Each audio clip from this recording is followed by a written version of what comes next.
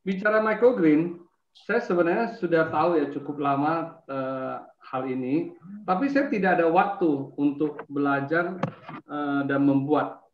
Nah, pas ada satu waktu saya ngobrol dengan Uncle Eddie, ya tanya-tanya masalah microgreen. Kemudian Uncle karena saya tahu Uncle ada buat waktu itu ya. Gayung bersambut. Jadi Uncle bilang, oh ini ada nih, saya ada kenal nih, Koko Andi yang pakar microgreen katanya. Nah, dari situlah kita rencana membuat webinar ini. Nah, tapi sebelumnya saya terima kasih dulu ya kepada Susyong Suceng ya, karena beliaulah yang meminjamkan kita Zoom untuk ini. Karena kapasitas saya sih biasanya hanya 100. Ini kita udah tembus hampir 200. Luar biasa ya. Ini teman-teman yang semangat untuk belajar, mau belajar microgreen ini.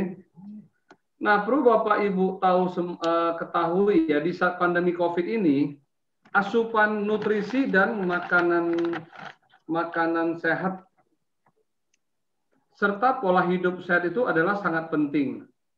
Jadi dengan belajar membuat microgreen, maka diharapkan selain kita bisa menghasilkan sayur yang penuh nutrisi. Katanya, saya dengar ya, ini nutrisi microgreen ini 5 kali lipat nih, lebih daripada sayuran biasa. Nah, selain itu kita juga bisa mendapatkan sayuran organik, karena kan kita buat sendiri gitu loh. Dan tentunya ini irit biaya, ya, irit biaya uang sayur ya, karena kan kita udah buat sendiri. Ya, oke. Jadi untuk hemat waktu, saya perkenalkan dengan Uncle Eddie, ya ini dan moderator kita ini Koko Andi ya sebagai narasumber. Waktu dan tempatnya saya persilakan Uncle.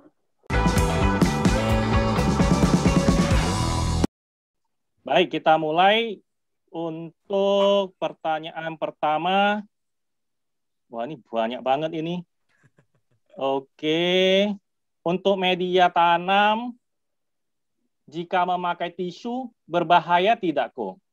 Karena tisu biasanya ada zat pemutihnya.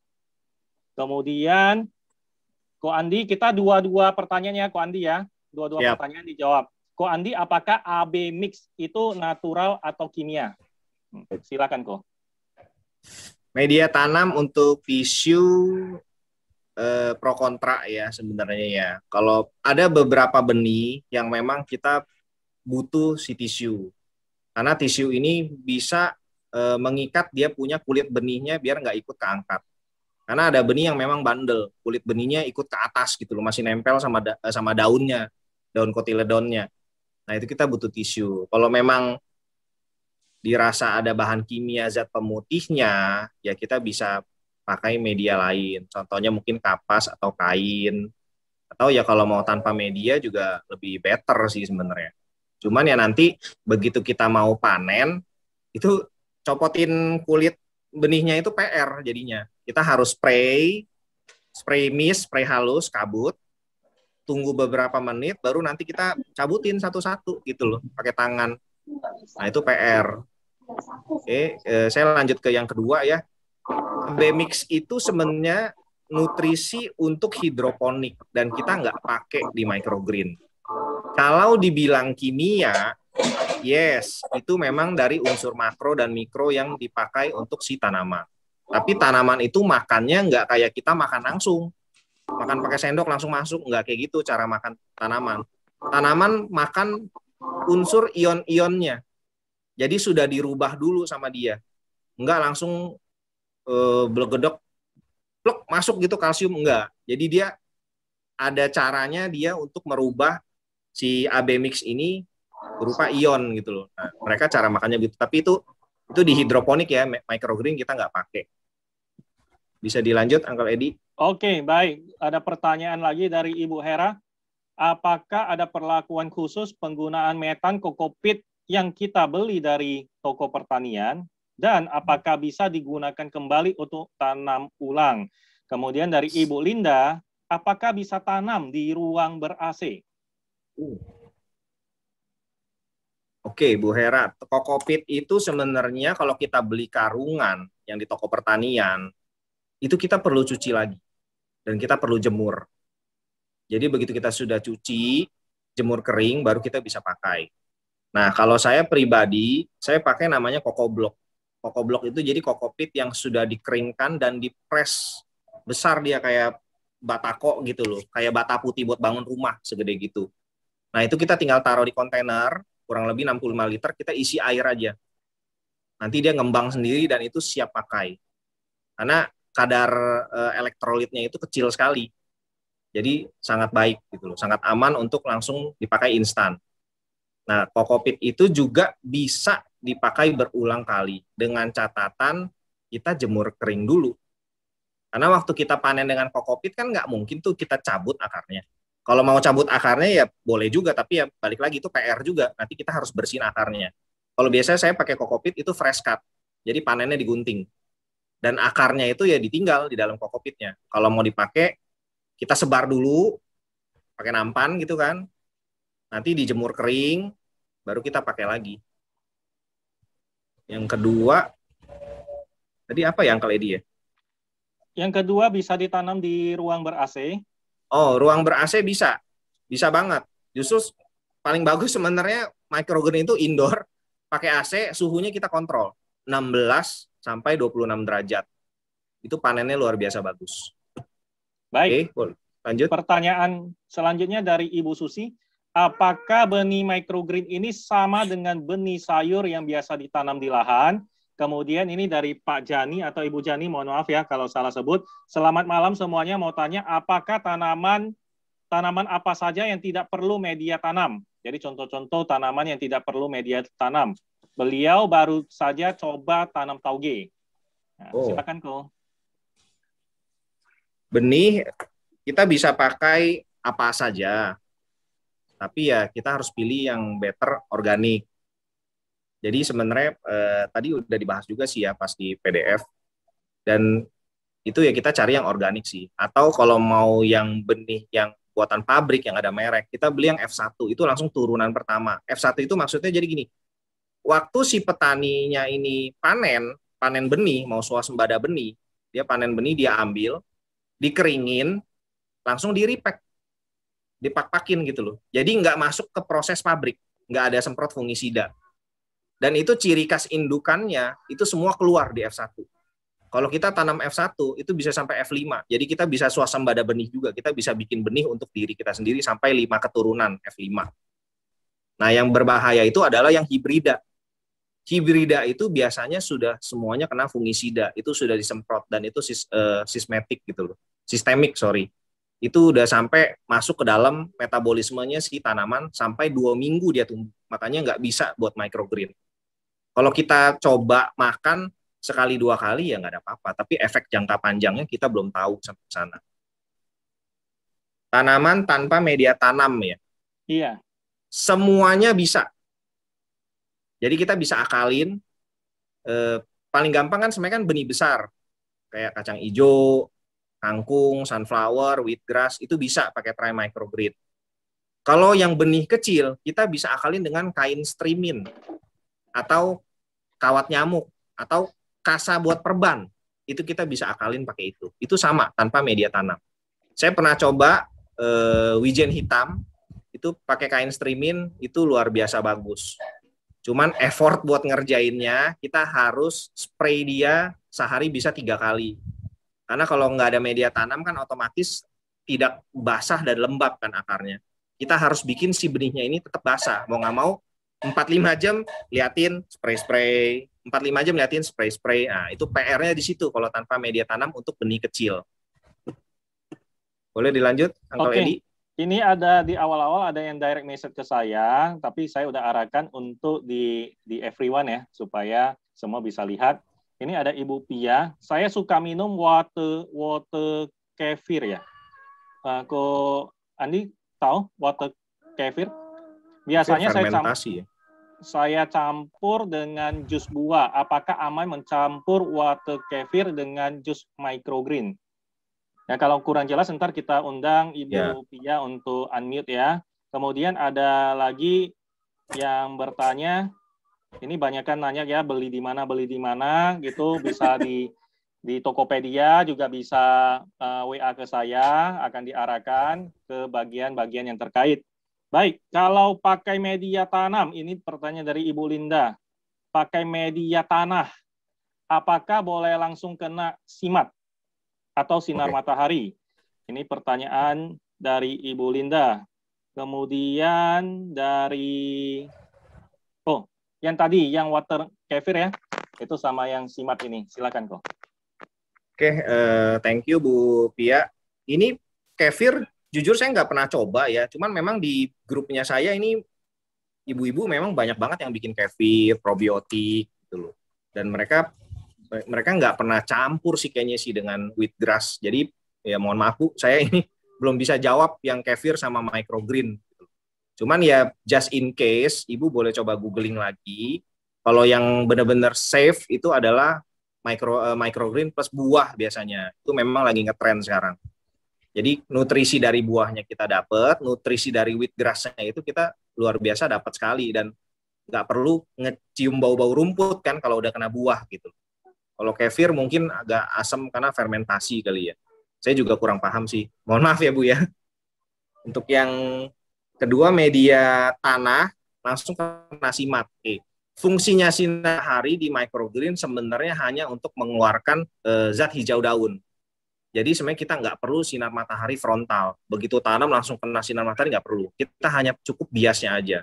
Nah kalau tanpa media tanam, itu biasanya kita kejar tinggi dulu. Kita blackout, kita gelapin, kita kejar tinggi. Jadi tingginya kita sudah mau, contoh misalnya kayak pea shot. Pea shot itu saya selalu info ke teman-teman, baiknya kita kejar 20 cm. Tinggi 20 cm, baru kita kenain sinar matahari, mau frontal boleh, kalau frontal paling cuma 3 jam sampai 4 jam, itu berubah jadi hijau muda, panen. Nanti simpen lagi buat regrow generasi kedua. Sama, kita kejar juga 20 cm, baru panen lagi. Kira-kira gitu, kalau simat jadi nggak penting dari awal kena, nggak. Cukup bias saja. Baik, kemudian ada pertanyaan lagi, Ko Andi. Apa khasiatnya daun wijen hitam? Kemudian Ibu Katerina bertanya, bagaimana cara mengolah microgreen menjadi makanan? Nah, mungkin ini Ibu dan yang lain semuanya bisa mulai gabung ke grup ya Facebooknya The Huston. Di sana itu begitu banyak kreativitas di mana para microgreen ini mengolah menjadi makanan-makanan yang lezat. Baik, yang tadi khasiat daun wijen hitam ya, Ko ya. Kemudian ini agak panjang dari Ibu Karina. Ko Andi, saya Karin mau bertanya. Pertama, tadi disebutkan media tanam untuk microgreen. Media tanam apa yang paling umum, efektif, ekonomis untuk tanam microgreen? Wah, luar biasa. Yang kedua, jika menggunakan box mica sebagai wadah media tanam, apakah bagian bawah harus dibolongin? Ya. Nah, yang ketiga, misalkan kita tanam microgreen di dalam kos-kosan, tapi atap kos atau lantai 3, saya di lantai 1, pakai kayak asbes plastik yang tembus, oh berarti ini tidak langsung ya sinar matahari. Ya, ada bias ya. Apakah microgreen yang ditanam di bawah itu, apakah bisa microgreen ditanam untuk matahari yang bias? Oke. Nah, itu dulu, Kong. Oke, thank you Uncle Edi. Untuk kandungan wijen hitam, sebenarnya kalau untuk kandungan sayuran microgreen, teman-teman bisa googling lagi lebih jelas.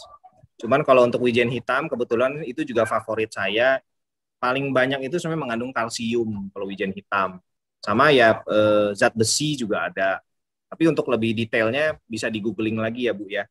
Kalau media tanam yang paling ekonomis, yang paling banyak dipakai ya sebenarnya kokopit.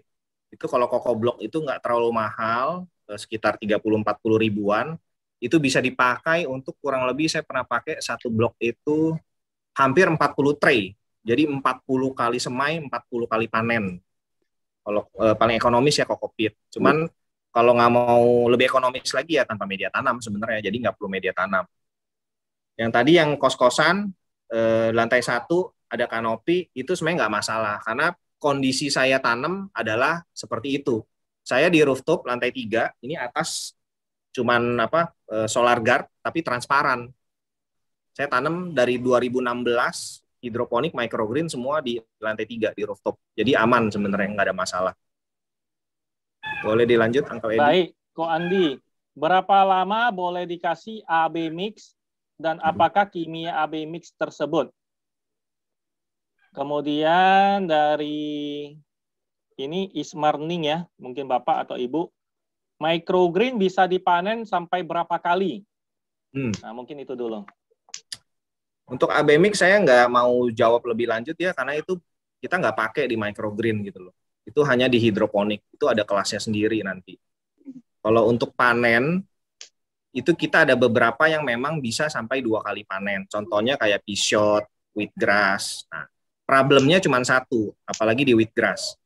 Panenan pertama itu selalu lebih enak, lebih nggak bau, masih fresh, wangi rumput lah, atau mungkin orang yang kurang suka ya bau rumput gitu loh. Nah, kalau yang kedua, itu biasanya tinggal anyepnya doang. Nutrisinya tidak sebaik yang pertama. Karena di setiap benih, dia ada nutrisi dan kandungannya sendiri. Waktu dia pecah benih, dia akan mengeluarkan semua nutrisi yang ada di dirinya untuk proses pertumbuhannya dia.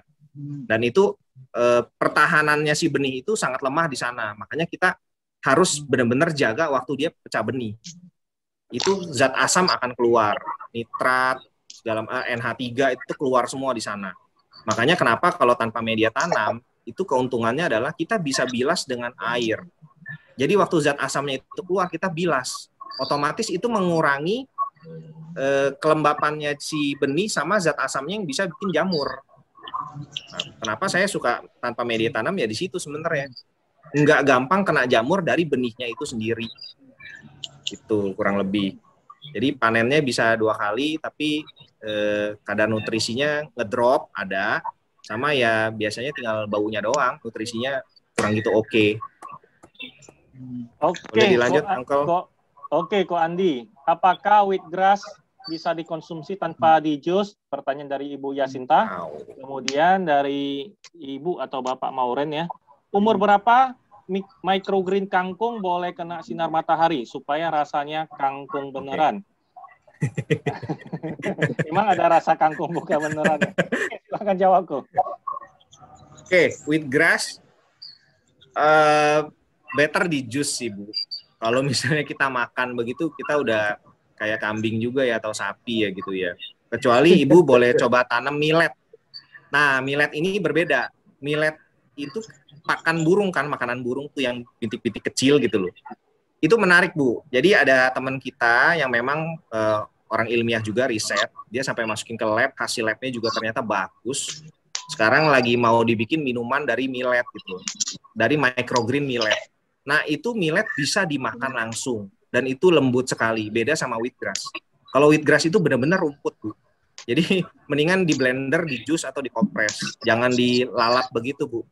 Kayaknya agak susah telan Bu kalau rumput. Oke, yang kedua kangkung. Sampai lupa nih. Oh, kangkung. Kangkung itu perlakuannya so far ya kena matahari cukup 2 hari terakhir sebelum panen. Itu kalau mau mataharinya bias. Kalau mau frontal 1 hari sudah bisa. Jadi hari kelima kita kejar tinggi dulu, di blackout kejar tinggi kan dia masih kuning. Tunggu kurang lebih sampai 8 cm deh tingginya, 8 sampai 10 cm. Nanti langsung kena simat frontal 1 harian, sore panen. Itu sudah enak, sudah crunchy. Oke, boleh dilanjut, Uncle. Ya, di sini kalau pakai media tanah, apakah boleh langsung kena sinar matahari? Oh, ini udah tadi ya. Ya. Ini kemudian microgreen ditanam di suhu berapa? Ntar kalau Suhu sudah tadi juga udah.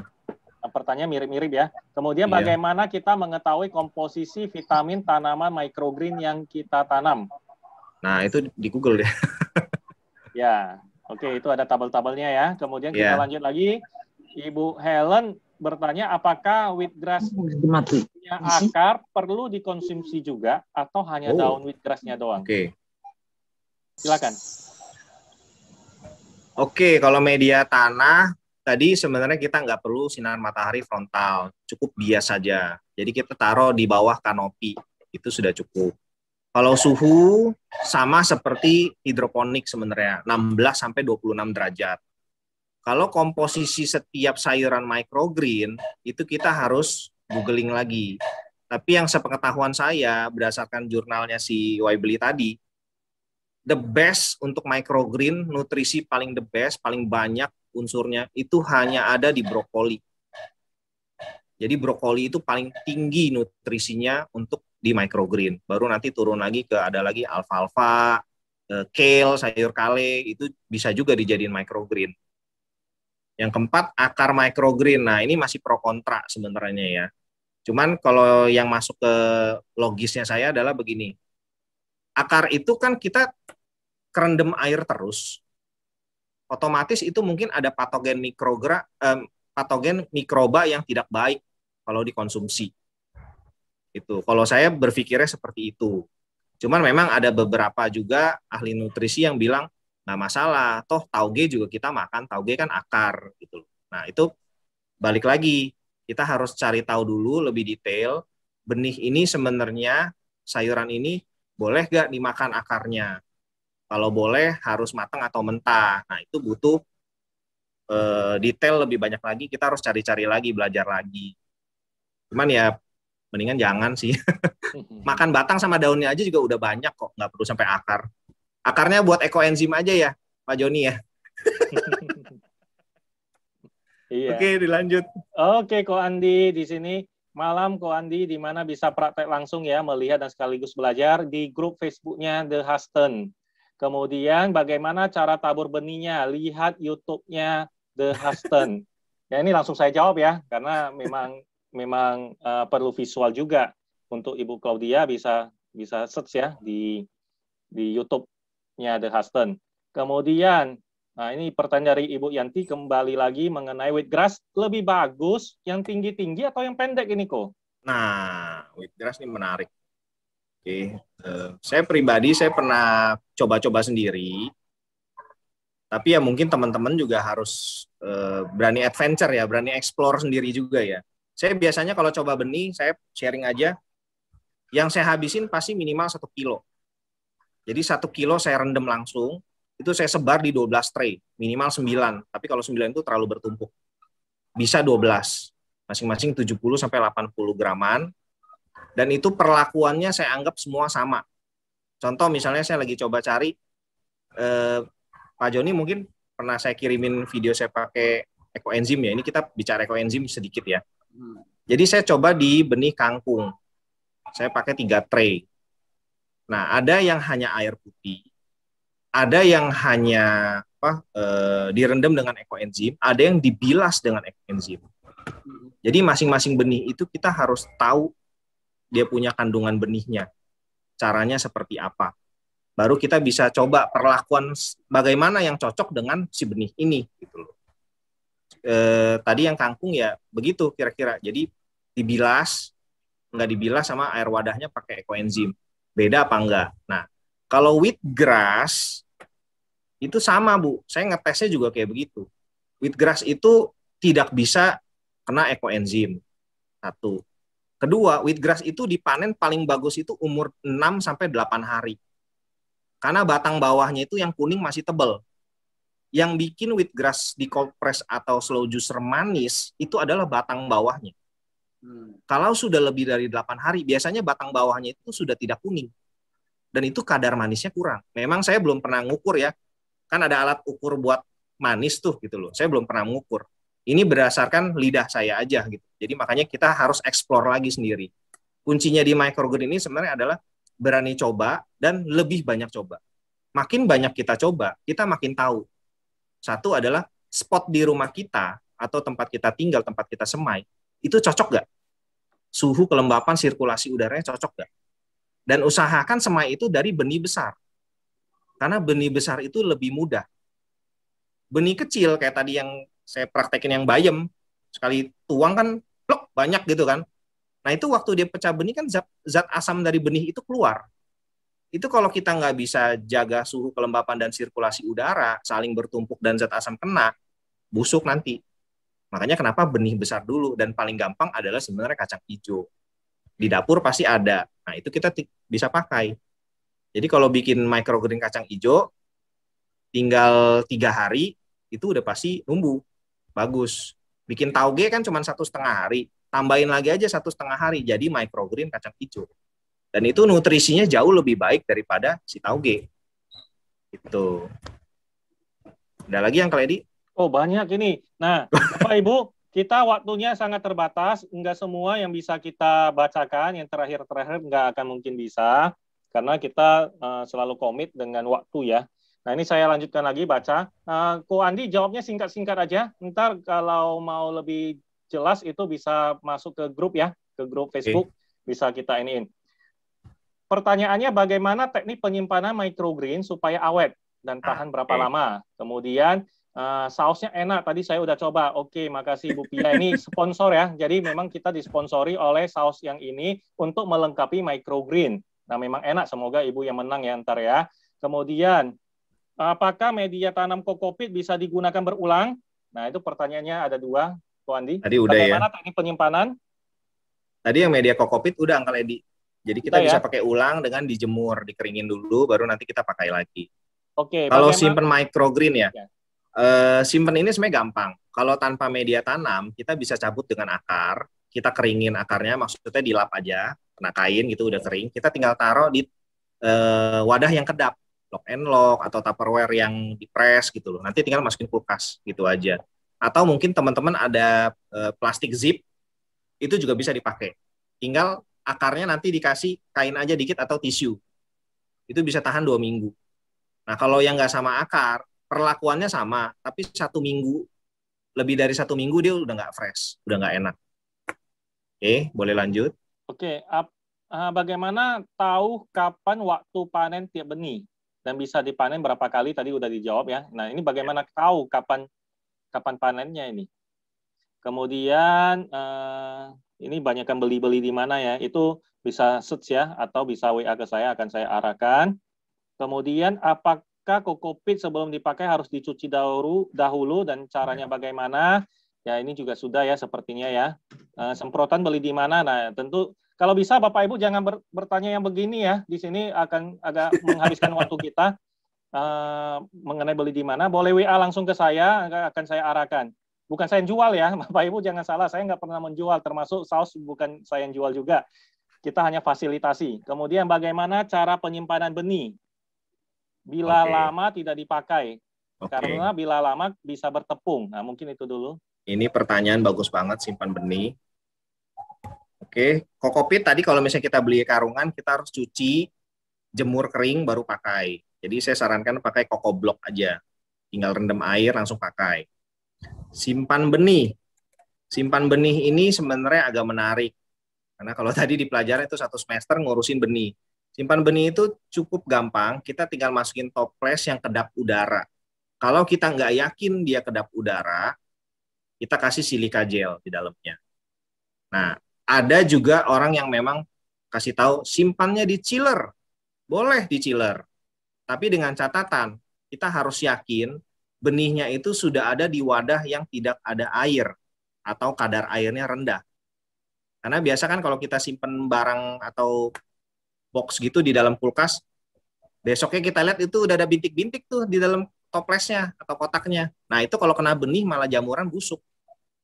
Jadi lebih baik cukup di toples kering, kalau kurang kering kasih silika gel, nggak perlu masuk kulkas. Itu aja sih kalau simpan benih. Oke, mengenai jus wheatgrass, kok apakah tidak boleh di blender terkena pisau metal? Kemudian bagaimana tahu benih itu organik atau tidak pada waktu beli? Wheatgrass di blender nggak masalah sih. Kena metal nggak masalah ya? Nggak masalah sih. Oke. Kita kayak di mall-mall aja kan pernah jual itu wheatgrass semua di blender di cold press kok, sama kena metal juga. Baik. Kalau yang satu lagi tadi benih organik atau tidak, bagaimana bisa tahu? Itu hanya Tuhan dan penjualnya yang tahu. Jadi kita harus ada trust dengan penjualnya. Bener gak organik? Kalau yakin penjualnya jujur, ya udah beli gitu loh. Tapi kalau misalnya mau yang pasti, beli benih pabrikan juga bisa yang F1. Gitu. Oke, apakah kokopit dan rockwool bebas dari kimia berbahaya? Apakah bibit padi bisa dibuat microgreen? Bibit padi bisa. Rockwool itu sebenarnya ada prosesnya sterilisasi ya. Waktu dia dari dia kan kayak batu bata gitu, dibakar dengan suhu tinggi, itu ya semua virus, mikroba, bakteri ini mati gitu loh. Jadi dia tuh sudah steril sebenarnya, rockwool ini. Kokopit juga ya sama, karena dari serabut kelapa yang difermentasi, jadi yang di dalamnya itu ya mikroba baik gitu loh. Semua Oke, hasil fermentasi kan baik. baik. Go, Ibu Dahlia bertanya, bibit-bibit seperti salada, kale, dan lain-lain, bibitnya sama nggak dengan hidroponik? Kemudian dari Ibu Dewi, bagaimana kita bisa tahu hasil panenan kita cukup berkualitas, hanya kelihatan tampak fresh, atau ada rasanya menandakan kualitasnya bagus? Nah, ini pertanyaan-pertanyaan bagus ya. Ya, bagus nih, bagus banget. Oke, panen bagus ya, saya catat dulu ya. Oke, Oke. yang bibit. Bibit microgreen kita pakai dengan bibit hidroponik. Yang tadi sudah dijelaskan, cuman lebih baik kita cari memang benih yang organik. Jadi microgreen kita benar-benar 100% organik. Itu ya, udah ya. Yang kedua, panen yang bagus. Nah, faktor panen bagus dan kita bisa lihat sebenarnya microgreen kita ini sayurnya bagus atau tidak, kita bisa lihat dari akarnya. Kalau akarnya putih bersih selama kita tanam tiap hari dia nggak berubah, bagus, makin bercabang, putih bersih, pasti panenannya sukses. Nah, biasanya kalau misalnya kita lihat hari ketiga nih, akar sudah mulai banyak tapi agak coklat. Nah, itu banyak faktor juga. Suhunya ketinggian, suhu air wadah bawahnya mungkin juga panas, kurang udara, atau lembab. Jadi cuma 3 itu aja, suhu, kelembapan, sirkulasi udara. Oke, Uncle boleh dilanjut, Uncle Edi. Oke, Ibu Yeni bertanya, apakah bisa dengan media hidroton? Wah, nggak bisa. Kemudian Ibu bertanya, Nggak bisa, Bu. Sorry, Bu. Oke, Ibu Diana bertanya, kalau pakai rockwool basah untuk benih kecil, kapan perlu disiram lagi setelah benih berkecambah agar tidak terjadi busuk akar atau busuk batang? Yes. Oke, rockwool benih kecil ada triknya untuk kita spray. Jadi jangan spray dari atas, spray dari bawah. 1. Kedua, kalau pakai rockwool dengan benih kecil, kita nggak perlu takut yang namanya busuk. Itu dengan cara dikipasin. Jadi kita taruh kipas angin atau memang tempat kita semai itu anginnya sudah ada. Nah, itu rockwoolnya direndam aja setengah. Itu nggak bakalan busuk, Bu. Jadi sama kayak semai hidroponik sebenarnya. Jadi rockwool direndam setengah. Rockwool kan kita potong tipis tuh, kurang lebih 1 cm paling. Nah, kita rendam aja basah semua, banjir, tapi nggak kelelep ya rockwoolnya ya. Atasnya benih, udah. Itu nggak mungkin busuk, Bu. Pasti bagus. Oke, di sini Ibu Rosemary bertanya, selain microgreen untuk makanan sebagai salad, apakah boleh direbus atau dimasak? Kemudian ada yang bertanya, kalau terlanjur beli benih dari pabrik yang ada fungisida, bagaimana cara membersihkannya?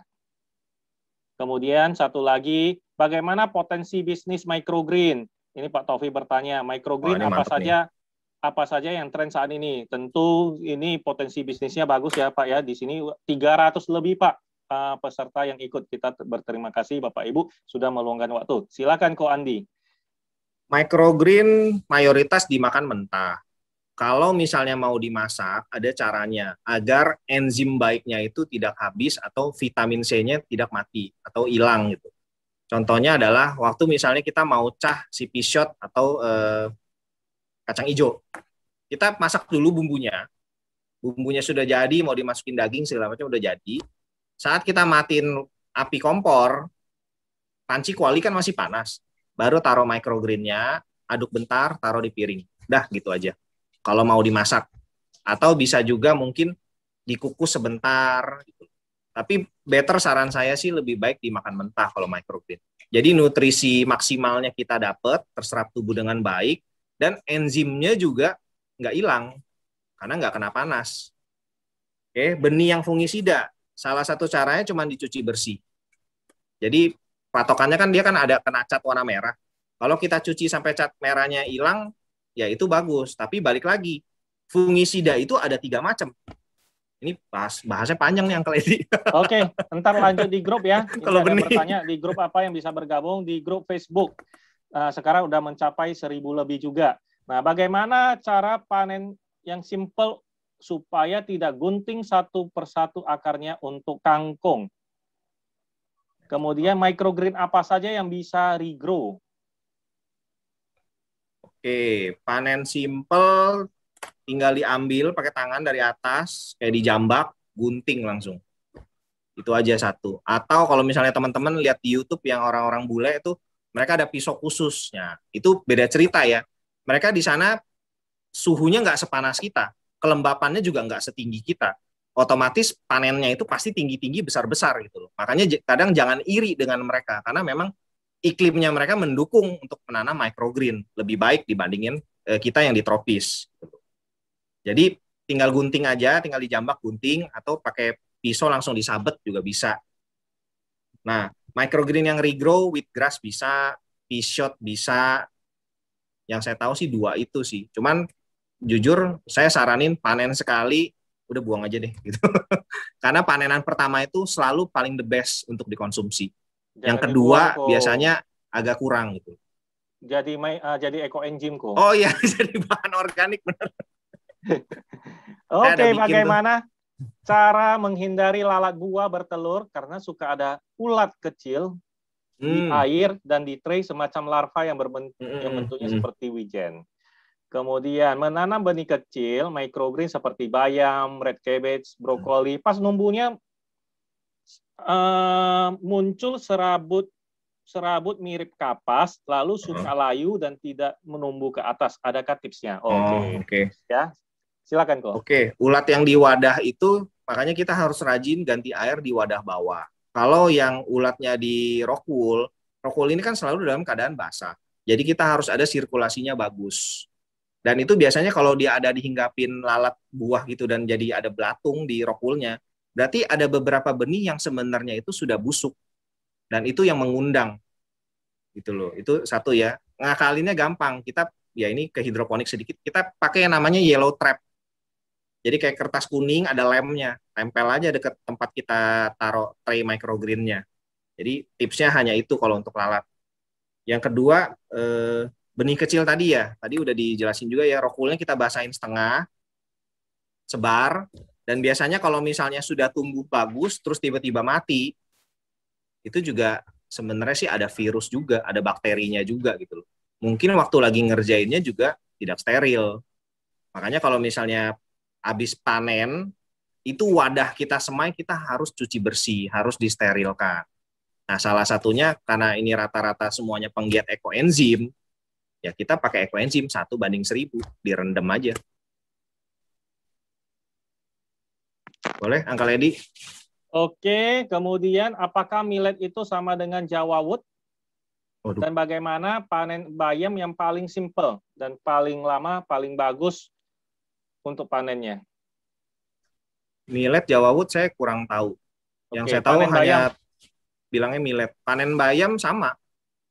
Cuman bayam kan nggak bisa dijambak tuh. Dia pendek-pendek kan, kecil paling 3 cm. Nah, itu pakai 3 jari aja. Jempol, telunjuk, jari tengah. Paling lama? Udah. Paling lama?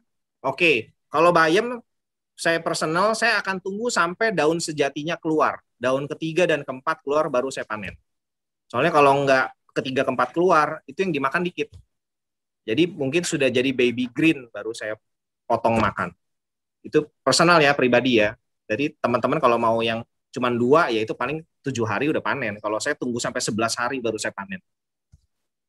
Oke, kemudian saya lihat Ko Andi pakai NFT untuk microgreen atau hanya untuk WG saja? Oke, NFT ini sebenarnya hanya mengakali biar saya nggak bilas-bilas. Itu aja. Dan itu sebenarnya udah advance punya ya, bukan basic. Itu ada timernya, ada ganti airnya juga, dan ada saya pakai cairan khusus juga biar dia nggak berjamur. Karena benih yang terendam lama, tambah lama dia akan busuk dan itu jadi agar. Gitu kira-kira. Oke, kemudian iya. Apakah ini ntar akan di-upload? Iya, yang mau rekamannya, mau ini semua bisa hubungin saya ya. Saya kembali lagi share nomor saya supaya kita tidak bertanya-tanya mengenai hal ini lagi. Mau beli apa, di mana, kemudian kita lanjut. Ini Ko Andi, untuk osteoporosis, apa yang dikonsumsi ya, maksudnya microgreen-nya. Kemudian cara semai microgreen alfalfa. Alfalfa itu sebenarnya kebanyakan dijadiin sprout aja ya, dia berkecambah jadi toge. Jarang banget yang dijadiin microgreen. Cuman kalau mau jadiin microgreen ya kita tinggal sebar di tray sama ada media tanam, biasanya sih rock wool atau kokopit juga boleh. Tinggal ditambahin 2 hari aja waktu dia udah jadi toge. Nah kalau yang buat osteoporosis, seingat saya sih pea shot ya. Jadi keluarganya pea shot tuh, pipian tuh yang kacang polong, ada rainbow pea segala macam itu kalsium. Cuman nanti boleh di Google lagi sih kalau buat kandungan ya, karena tiap benih tuh beda-beda. Baik, kemudian Ibu Lina bertanya, kalau tanam di bawah kanopi, suhunya cukup panas, sekitar 30 derajat. Apakah boleh pakai kipas angin? Boleh. Kemudian Boleh. Boleh ya, udah langsung jawab ya. Saya pakai kipas angin. Kita kayaknya harus cepat ini, Ko Andi. Ini begitu banyak lagi, kita jawabnya langsung ya, singkat aja. Untuk bibit pabrikan yang F1 bisa dilihat di sebelah mana ya, Ko? Ada di bungkusannya. Oke, kalau tanam di ini sudah. Kalau saya mau tanam wheatgrass keburu jamuran sebelum sprout, apakah ada tips dan triknya? Wheatgrass jamuran. Wheatgrass jamurannya itu karena benihnya itu nggak numbuh biasanya. Jadi wheatgrass ini ada busuk benih karena nggak numbuh. Ada satu lagi memang spora jamur. Jadi dia tetap numbuh bagus, tapi ada kayak jaring laba-laba gitu. Ada bintik-bintik hitamnya. Nah itu sebenarnya nggak mengganggu. Jadi nggak perlu panik atau dicabut benihnya yang padahal udah numbuh bagus ya. Itu nggak perlu. Tinggal siram air aja, terus taruh aja di bawah sinar matahari. Itu pasti hilang jamur yang kayak spider web itu. Baik, kemudian Pak Binawan bertanya, apakah kapas alam boleh diganti kapas sintetik? Boleh. Boleh. Apakah tanaman yang tumbuh tidak baik, maksudnya tidak sempurna, boleh dikonsumsi? Tidak. Boleh, kan ada jamurnya, Bu. Boleh ditanam, bisa tanam kemangi dengan cara microgreens? Bisa. Oke. Ini saya ada contohnya nih kebetulan.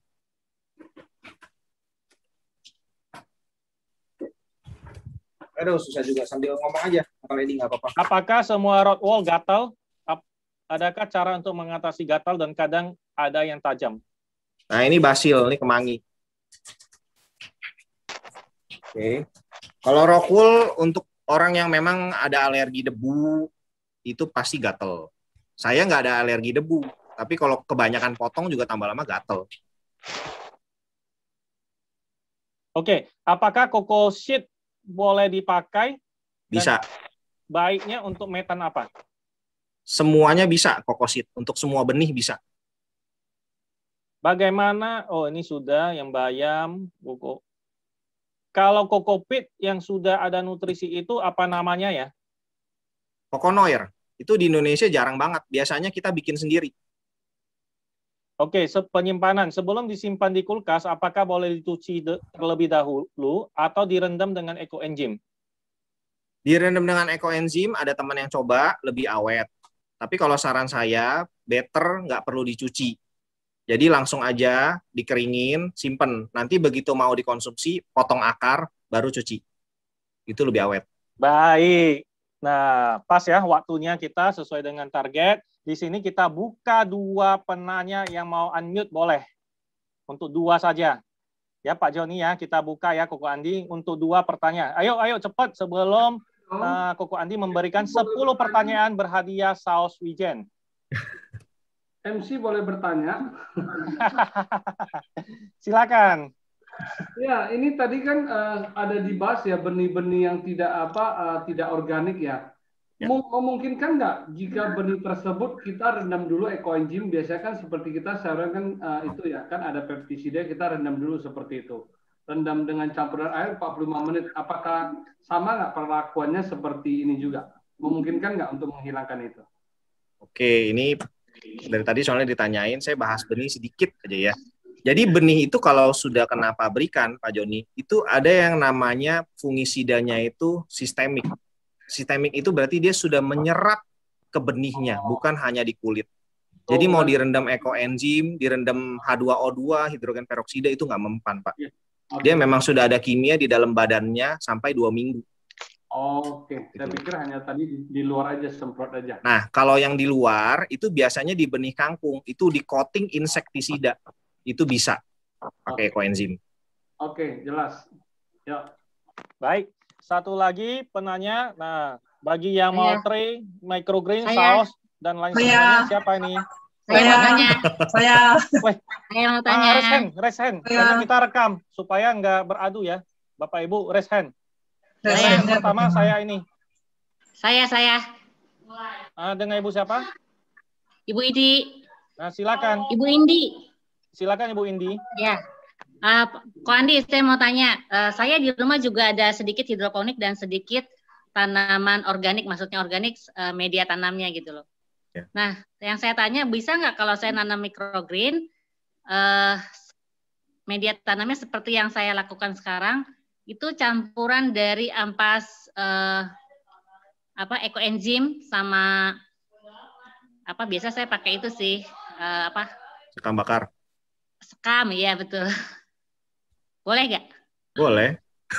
Apa ya? Terus Aman kok, Bu. Saya tebar begitu aja boleh ya?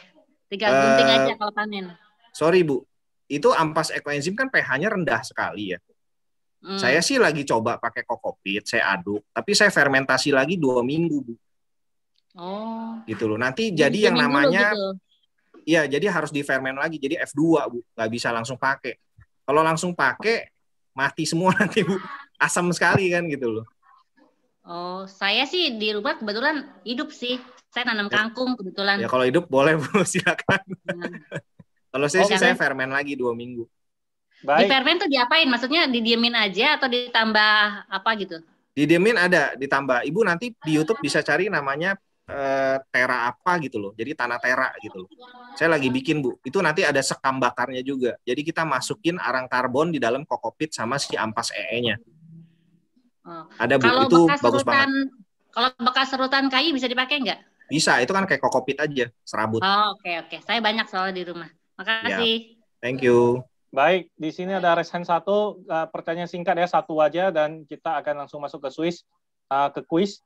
Ini Jul. Ya, saya mau tanya Pak. Setahu saya kalau biji-bijian itu katanya kan sumber asam urat. Kalau sudah menjadi microgreen, apakah masih asam urat juga? Terima kasih. Di microgreen ini ada beberapa teman saya yang memang ahli nutrisi juga. Itu kadar purinnya itu rendah, bahkan tidak ada. Makanya microgreen ini sangat aman buat orang yang asam urat, atau yang autoimun, atau yang cancer. Gitu loh. Cuman balik lagi Bu, Ibu harus coba dulu Bu sedikit. Apakah memang besok paginya bangun itu persendiannya sakit atau enggak. Karena baru minggu lalu saya ada teman satu kasus kayak begitu Bu, makan microgreen kangkung tiba-tiba sakit persendiannya. Itu saya lagi telusurin juga. Sebelumnya ada makan apa gitu kan, kita nggak tahu nih ya kan. Dia kan cuma bilang makan microgreen kangkung, makan yang lain kan kita nggak tahu nih gitu loh. Tapi kalau secara ilmiah nggak ada. Oke. Terima kasih. Thank you. Baik, terima kasih. Kita sekarang masuk ke quiz. Nah, Koko Andi, kita mau lihat apakah semua yang di sini ini udah lulus enggak, udah siap semai enggak benihnya. Nah, Koko Andi, silakan memberikan 10 pertanyaan. Caranya di sini ada 300 lebih peserta. Chat yang pertama dan paling benar. Paling benar dan yang pertama itulah pemenang untuk pertanyaan-pertanyaan dari Koko Andi. Pertanyaan pertama, silakan Ko Andi, langsung mulai saja. Thank you, Uncle Edi. Pertanyaan pertama, tahun berapa microgreen dijadikan menu diet? Kita ke pertanyaan kedua, silakan Koko Andi. Berapa lama masa tanam microgreen? Pertanyaan ketiga, silakan Ko.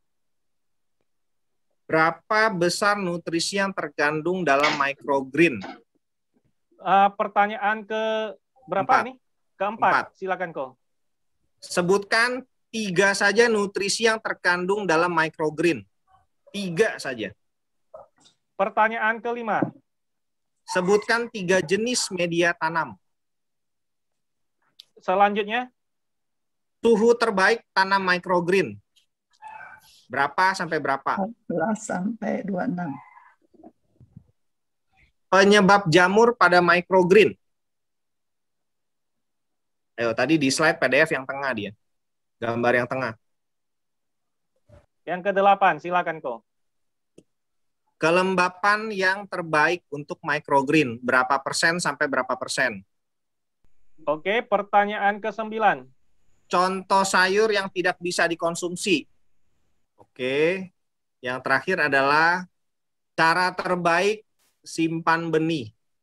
Oke, kalau begitu sudah ya ibu-ibu semua di awal ini ternyata semuanya hebat-hebat, bisa menjawab dengan baik, diyakinin semuanya bisa memulai untuk menyemai benih.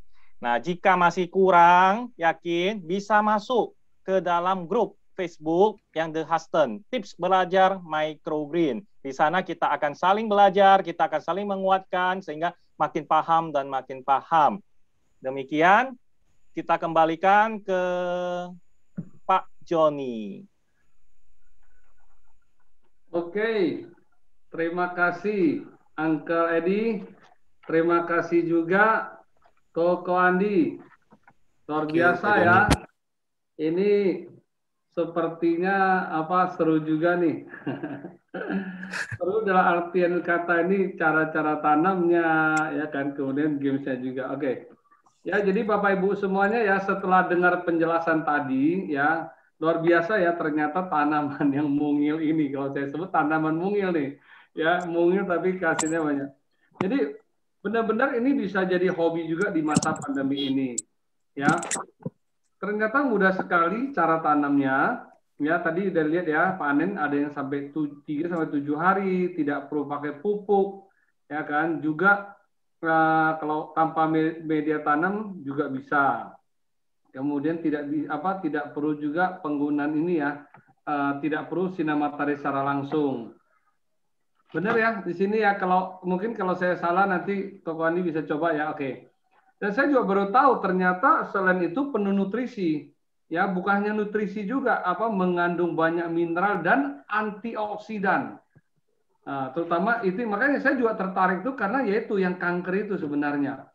Saya kemarin ada di EcoEngine juga, kita ada membahas yang satu orang bapak di China, dia sudah kanker stadium berapa, bahkan dokter udah angkat tangan.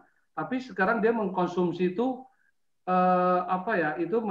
weight loss itu sehari, kalau nggak salah ada batasannya loh. Ya, betul. Ada dengar nggak?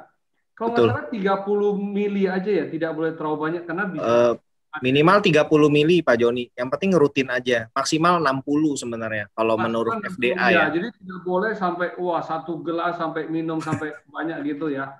Mungkin mau langsung sembuh itu jangan ya. Jadi ini juga hati-hati juga. Nanti boleh tanya Koko Andi di Facebook juga ya. Oke. Jadi malam ini ya kita telah banyak belajar dan mendapatkan manfaat daripada Microgreen. Ya, jadi terima kasih sekali lagi kepada Koko Andi, kepada Uncle Edi, Pak Joni, Pak Edi. Ya. Ini Bapak Ibu semuanya hari ini sudah berpartisipasi. Ingat tetap jaga protokol kesehatan. Ya, kalau untuk mau tahu lebih jelas bisa tadi sebagian bisa cek juga ke Uncle Edi. Kemudian juga bisa juga ikut di tadi, itu ada ya grup Facebook Tips Belajar Microgreens ya, The Huston. Ya, oke. Nah, itu bisa ini. Oke. Kalau begitu sampai ketemu di lain kesempatan. Terima kasih. Salam sehat semuanya.